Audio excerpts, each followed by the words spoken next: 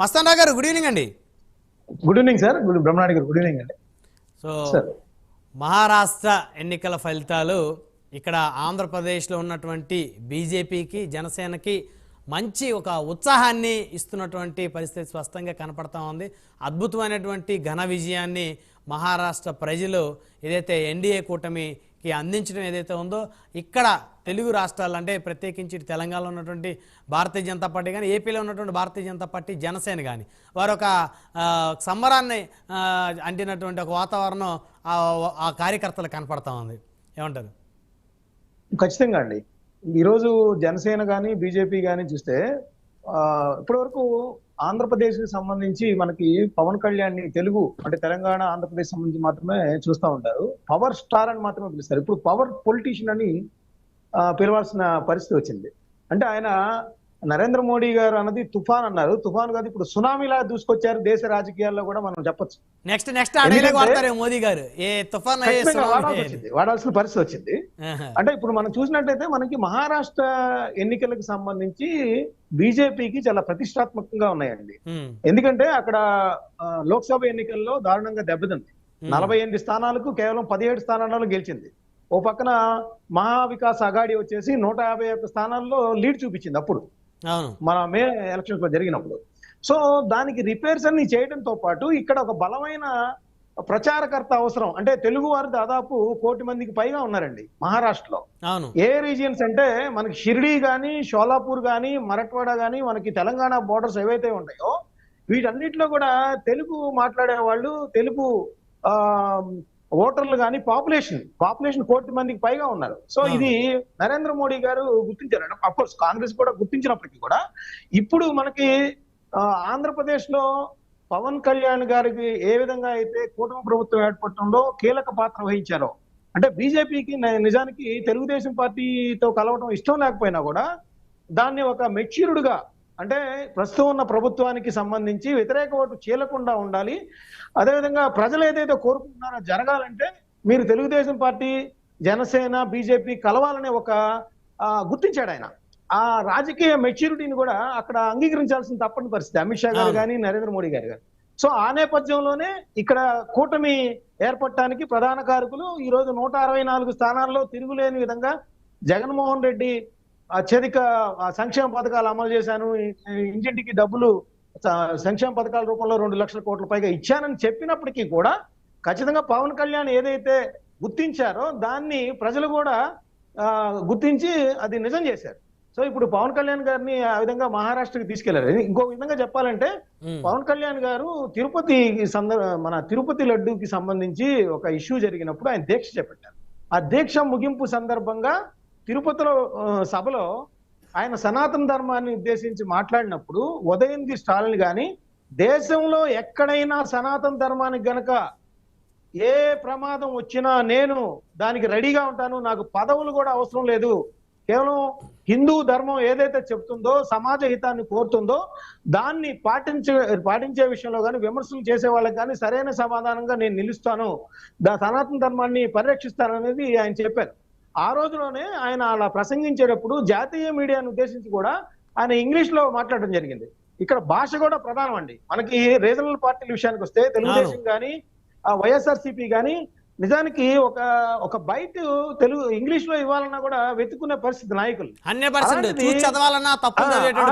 పవన్ కళ్యాణ్ గారు చూస్తే మనం ఖచ్చితంగానండి కన్నడం కొన్ని వాస్తవాలు మస్తాన్ గారు, ఎందుకంటే కొన్ని వాస్తవాలు ఖచ్చితంగా మనం చర్చించుకోవాలి. ఇప్పుడు మాజీ ముఖ్యమంత్రి పేపర్ చూసి చదివిన అనేక మిస్టేకులు. అదే నేను అనేదంటే ఆయన చూడాలంటే మనం ఇప్పుడు దాకా ఏమనుకున్నారంటే ఆయన ఏదో 4 సినిమాలు నటించారు, దానివల్ల జనాలందరూ వస్తారు, ఆయన రియల్ స్టార్ కాదన్నారు. ఈ రోజు అందరూ కూడా ముక్కు మీద వాళ్ళందరూ అభిప్రాయాలు మార్చుకునే తీరు. ఎందుకంటే అసెంబ్లీ గేట్ తాకలేదు, 2 స్థానాల్లో పోటీ చేసి కూడా కనీసం ఓడిపోయాడు, ఎవరిని గెలిపించాడు ఆయన, ఆ అసెంబ్లీ గేట్ కూడా తాకనివ్వననే వాళ్ళు అందరూ కూడా ఈ రోజు అసెంబ్లీలోకి వెళ్ళి గెలిచినా కూడా కూర్చోలేని పరిస్థితికి నిజంగా ఈ రోజు వచ్చారు. అంటే అది పవన్ కళ్యాణ్ గారి రాజకీయ చాతుర్యం, ఆయన నిబద్ధత, ప్రజలు ఆయన మీద పెట్టుకున్న విశ్వాసం. ఈ రోజు అంటే ఆయన ఏ విధంగా అవమానం పాలయ్యారు, 2 చోట్ల ఓడిపోయిన పరిస్థితుల్లో ఈ రోజు దేశ రాజకీయాల్లోనే కీలక పాత్ర వహించేలాగా అమిత్ షా నరేంద్ర మోడీ గారు మహారాష్ట్రకి తీసుకెళ్లి అక్కడ ఆయన మాట్లాడిన విధానం, మీరు ఆయన ప్రసంగాలు కూడా చూస్తే రోడ్ షోలు కానీ బహిరంగ సభలు కానీ ఇప్పుడు విధ్వంసం సృష్టించారు. ఒక రకంగా ఆయన వెళ్ళిన ప్రాంతాల్లో అటు ఎన్సీపీ కావచ్చు, లేదంటే కాంగ్రెస్ పార్టీ కావచ్చు, ఎంఐఎం కావచ్చు, అంటే ఎదురు బీజేపీకి ఎవరు నిలిచినా కూడా వాళ్ళందరూ కూడా 40,000 పైచీలకు ఓట్లతో మెజారిటీతోనే గెలిచిన సందర్భం.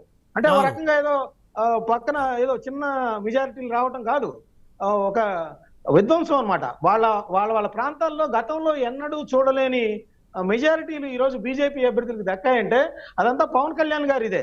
ఇప్పుడు టోటల్ గా చూసినట్లయితే మనకు ఒక విశ్లేషణ చెప్తానండి నేను. 2009లో కాంగ్రెస్ పార్టీ మహారాష్ట్రలో 82 సీట్లు సాధించింది, 14లో 42, 2019లో 44, 2024 ఇప్పుడు వచ్చేసరికి 22కి వచ్చేసింది. ఇదే మనం చూసినట్లయితే బీజేపీ 2009లో 46 వచ్చాయి, 2014లో 122 వచ్చాయి, 2019లో 105కి పడిపోయింది. ఇప్పుడు 125 స్థానాలు సొంతంగా బీజేపీ గెలుచుకుంటంలో ఈ తెలుగు ఓటర్లని పవన్ కళ్యాణ్ ఆకర్షించడం కూడా టోటల్ గా ఇప్పుడు ఎన్డీఏ కూటమి ఏదైతే మహాయుతి కూటమికి సంబంధించి 230 స్థానాల్లో ఈ రోజు గెలిచి ఈ రోజు కాంగ్రెస్ పార్టీ అసలు ఎంత భంగపాటు అంటే వాళ్ళు ఏదో 2029లో రాహుల్ గాంధీని ప్రధానమంత్రిని చేసుకుంటామని చెప్పేసి ఎదురు చూస్తున్న తరుణంలో అటు హర్యానాలో కానీ ఇటు ఇక్కడ కానీ వాళ్ళకి తీవ్రమైన భంగపాటు గురయ్యారు. ఇంకోటి ఏంటంటే విచిత్రమైన ఇది తెస్తా ఉన్నారు. ఇక్కడ పవన్ కళ్యాణ్ గారు ఎంత కష్టపడ్డారు, ఆయన ఎలా విజయం సాధించారు అనేది చిన్నబుచ్చుతూ గతంలో కూడా ఇక్కడ అదంతా ఈవీఎంలు ప్రతిభని చెప్పారు. అంటే గెలిస్తేనేమో ఈవీఎంలు వాళ్ళకి అనుకూలంగా ఉంటేనేమో అలా కాదు, కాకపోతే ఇలాగా. అలాగే ఇప్పుడు కాంగ్రెస్ పార్టీ చూసినట్లయితే విచిత్రమైన వాదన తెస్తా ఉంది. మరి అక్కడ వాయనాడులో చూసినట్లయితే ప్రియాంక గాంధీకి 4 లక్షల పైన ఓట్లు ఎలా వచ్చాయి? నిజంగా ఈవీఎంలే గనక చేయదలిస్తే ఆమెను కూడా ఓడించవచ్చు. జార్ఖండ్ లో కాంగ్రెస్ పార్టీ కూటమి ఎలా గెలవగలిగింది ఈవీఎంలు ఉంటే? ఈవీఎంలు ట్యాంపరింగ్ అనేది అదొక విచిత్రమైన వాదన తెస్తున్నారు. ఇప్పుడు జార్ఖండ్ లో గెలిస్తేనేమో అసలు ఆ విషయం ఏం లేదు, చాలా అద్భుతంగా జరిగింది ఎలక్షన్. మహారాష్ట్రలో కాంగ్రెస్ ఓడిపోతేనేమో ఇక్కడ ఈవీఎం ట్యాంపరింగ్ జరిగింది. అంటే ఇది ప్రజాస్వామ్యంలో ప్రజలు వేసినటువంటి ఆ ఓటుని కూడా అవమానించడమే అవుతుంది. ఎవరి యొక్క ఇష్టానుసారం, ఎవరి అభిప్రాయాలు, ఎవరి యొక్క ఆకాంక్ష మేరకు వారు ప్రజలు ఓట్లు వేస్తారు. అలాంటిది వారి ఓటుని ఇక్కడ అవమానిస్తున్నట్టుంది కదా. ఇప్పుడు ఎవరైతే సంజయ్ రౌత్ ఎంపీగా ఉన్న సంజయ్ రౌత్ గారు ఎవరైతే ఉన్నారో శివసేన ఎన్డీఏ కూటమి తరపున శివసేన ఎంపీగా ఉన్న సంజయ్ రౌత్ గారు, ఆయన వెంటనే మధ్యాహ్నానికే ప్రెస్ మీట్ పెట్టేసి మాకు చాలా అనుమానాలు ఉన్నాయి, ఈ కరెక్ట్గా జరగలేదు ఎన్నిక ఈవీఎం ట్యాంపరింగ్ అని. మరి జార్ఖండ్ లో కూడా చెప్పొచ్చు కదా అదే మాట. బ్రహ్మనాయుడు గారు నేను ఒకటి చెప్తాను. ఇక్కడ ఇప్పుడు 48 స్థానాలు ఉన్నాయి, అప్పుడు కూడా బీజేపీనే జాతీయ స్థాయిలో అధికారంలో ఉంది. మహారాష్ట్రలో అంటే దేశంలోనే 2వ అతిపెద్ద పార్లమెంట్ స్థానాలు ఉన్న రాష్ట్రం ఉత్తరప్రదేశ్ తర్వాత మహారాష్ట్ర. అలాంటి మహారాష్ట్రలో 17 స్థానాలకే ఎందుకు బీజేపీ పరిమితం అయితే ఈవీఎం ట్యాంపరింగ్ చేసుకుని 48 గెలవచ్చు కదా. మరి ఆ రోజు ఇదే శివసేన ఎంపీ సంజయ్ రౌత్ గారు గెలిచారు. మరి ఈయన ఈవీఎం ట్యాంపరింగ్ చేసుకున్నాడా, లేకపోతే వాళ్ళకి తెలియకుండా జరిగిందా? మరి దానికి సమాధానం చెప్పాలి. నిన్న ఆయన ప్రెస్ మీట్ లో మాట్లాడిన దానికి ఇవాళ మాట్లాడిన తేడా ఉందండి. కాంగ్రెస్ పార్టీ గెలవబోతుంది, కాంగ్రెస్ పార్టీ కూటమి అదే మహావికాస్ అఘాడి గెలవబోతుంది, మేమంతా కూడా వాళ్ళందరూ కూడా క్యాంపు నిర్వహించబోతున్నాం ఎందుకంటే బీజేపీ కుట్రలకు వ్యతిరేకంగా నిన్న మాట్లాడాడు.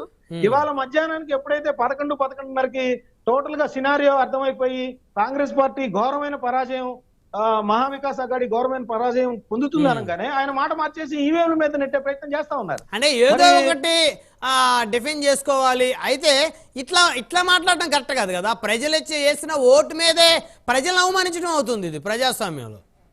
ఖచ్చితంగా దీని మీద ఎన్నికల కమిషన్ కూడా హర్యానా విషయంలో వచ్చినప్పుడు కొన్ని వ్యాఖ్యలు చేసింది కాంగ్రెస్ పార్టీకి కౌంటర్ గా. కానీ అదేదో ఆ రోజుకి అంటే కాంగ్రెస్ పార్టీ కౌంటర్ ఇచ్చింది తప్పితే ఒక కన్స్ట్రక్టివ్ గా ఈ విధంగా ఈవీఎంల మీద చేయడానికి వీల్లేదు, ఈవీఎంలు ట్యాంపరింగ్ అనేది ఎవరన్నా ప్రూవ్ చేస్తే సవాల్ కూడా చేసి వాళ్ళు సాంకేతికంగా కానీ అటు న్యాయపరంగా కానీ అట్లాంటి విమర్శలు చేసే వాళ్ళ మీద చర్య తీసుకోవాల్సిన అవసరం కూడా ఉంది. ఎవరైతే ఎందుకంటే ఎన్నికల కమిషన్ అనేక అధ్యయనాలు చేసిన తర్వాత ఈవీఎంలు ప్రవేశపెట్టాలని నిర్ణయానికి వచ్చింది. ఇట్లా ఓడిపోయిన నాయకులు చెప్పిన మాటలు వినో లేకపోతే ప్రజలు ఏదైతే కోరుకుంటున్నారో, ప్రజలు ఏదైతే వాళ్ళ ఎన్నికల్లో వాళ్ళు ఏ విధంగా అయితే మన అన్యాయం చేసిన వాళ్ళకి బుద్ధి చెప్తా ఉన్నారో వాళ్ళ విషయాలన్నింటినీ కూడా ఆ, వేరే వేరే మార్గంలో చూడాల్సిన విధంగా Right. విమర్శలు చేయడం అనేది సరికాదనేది నేను అంటాను. రైట్, మళ్ళీ వస్తాం సార్.